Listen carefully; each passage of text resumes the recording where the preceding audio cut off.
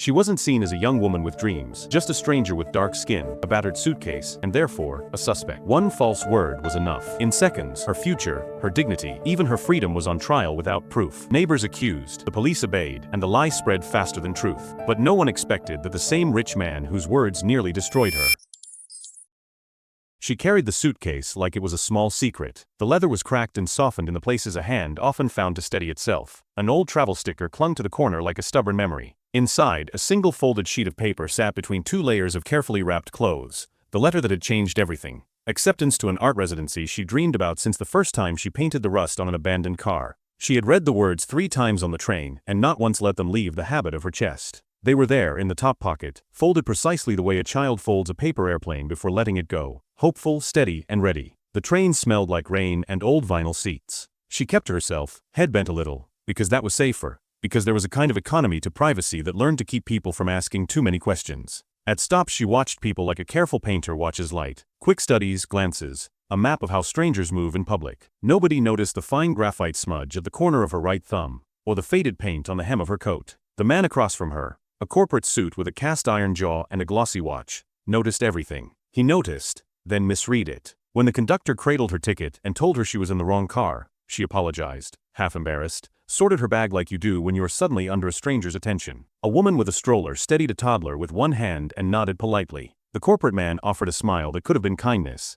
except it was the sort of smile predicated on a world where someone like him exists to prop someone like her up. You should go to the lounge, he said, as if the atmosphere of public transport were a trip he was guiding her through. I can arrange it. It'll be more comfortable. He said it like the world owed him the authority to decide what comfort she could have. She declined. I'm fine, she said, hearing the edge of automatic politeness. Her voice did something small, a careful setting down, that made him frown the way people frown at polite refusals. The train rumbled on. The corporate man stared a little longer, and then, what he intended to be an act of benevolence, became an accusation in someone else's mouth. By the time they reached the suburban station that matched his address, the man's idea of simple concern had drifted into the thinking of someone who had cataloged people into stories and found her lacking. They exited at the same stop by coincidence or fate. The town looked like the sort of place where everyone's shoes shone a little too plain for the sky. He was meeting board members at a house with glass that reflected money. She had a map and a plan and the name of the residency that had once published her student sketch on a coffeehouse bulletin board. A small victory with big meaning.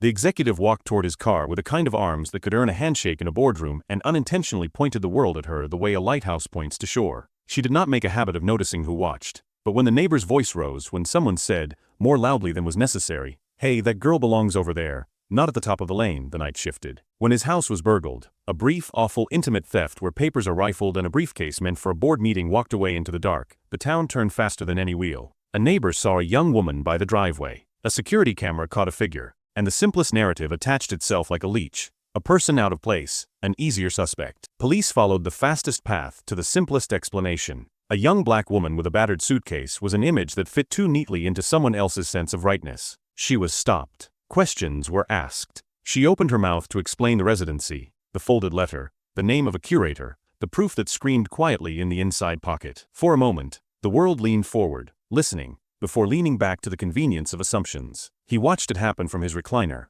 dressed in the kind of suit that knew the names of its own cuts. For a second he thought the case solved itself, because he had the sort of life that could command evidence with a phone call, because he could show credit card receipts and timestamps and staff logs that would make any investigator nod and close a file. But there was a different thing in the world now, a faster, meaner verdict shaped by the ease of suspicion. He felt the heat of it on his back like an unused muscle, remembering that moment when power could bend reality. He had once been the sort of man who assumed his judgment was correct because it had been rewarded repeatedly. He learned that afternoon how brittle assumptions could be, how quickly convenience could contort truth. When the police arrived at the small bench under the station lights, she kept her head straight. She remembered only 2 things clearly, the weight of the letter in her pocket, and the taste of dry cotton at the top of her mouth when she was anxious. I didn't do anything, she told the officer. I was on the train. I got off at this stop. Her voice wanted to be small and honest. The officer's pad filled with scripted questions. The camera frames and date timestamps were the new priesthood. Later, when she reached for the paper tucked safely inside her coat, an officer brushed it aside with impatient fingers,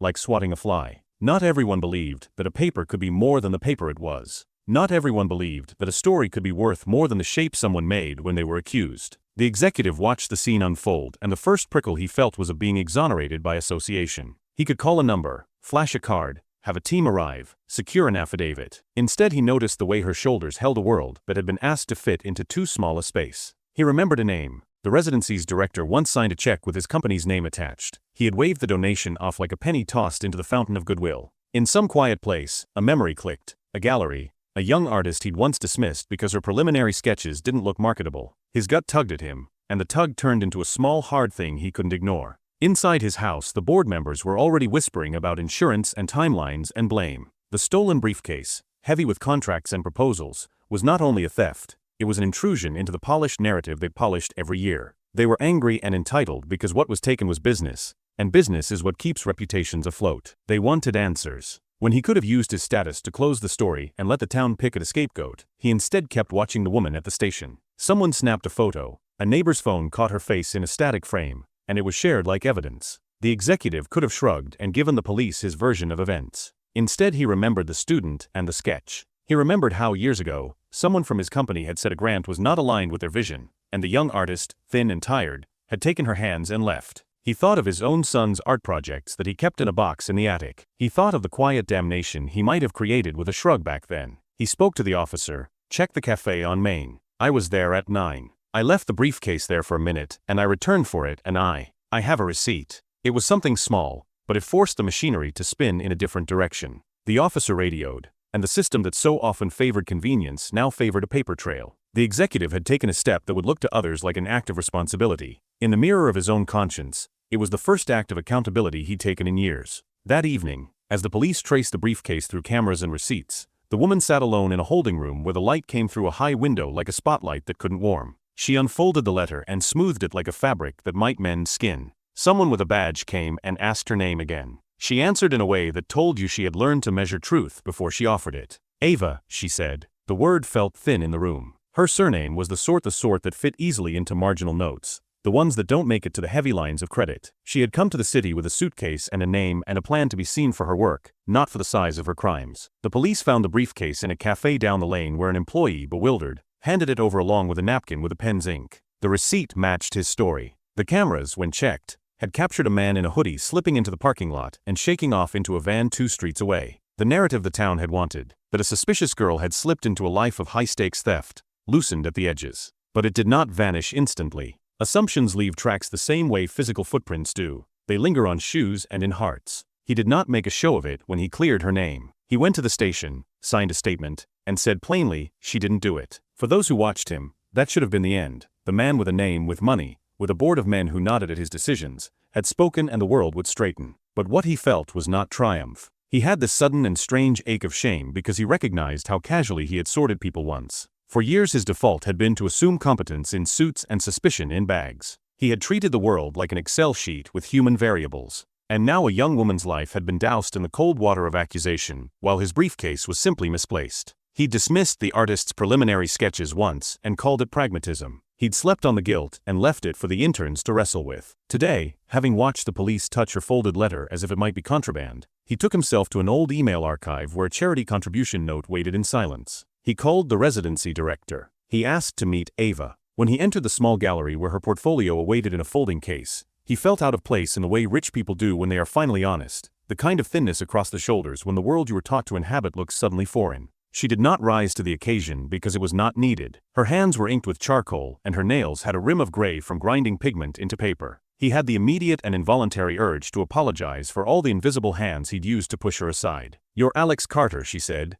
and it was not a question. He nodded. He watched for the reflex of dislike or fear and found instead a steady curiosity in her gaze. "We had a grant from your foundation 3 years ago," she said, pulling a piece out. "You declined." "I did," he said. The admission felt like a window opening. "I didn't think your early work spoke to our objectives then." She shrugged, not angry so much as calibrated. "You were right to fund what you fund," she said, "but perhaps someone should have told you that sometimes money buys exposure, and sometimes it buys silence." He felt the sharpness of that sentence like a hand to the chest. "I'm sorry," he said. It was small. He wanted to undo years. She listened, which is to say she let him hold his remorse for a moment without pretending it could erase anything. He proposed something that night that would be easier to do than any moral rehabilitation. A donation, a sponsorship. It was transactional, but it was also an admission. Ava looked at him as one studies a recipe you don't trust. "I don't want your charity," she said. I want the work to be judged on its merit. Her words were precise but not unkind. He had to make another choice. Not of show, but of follow-through. So he did something he could not unmake. He used his reach in the messy, practical ways power moves.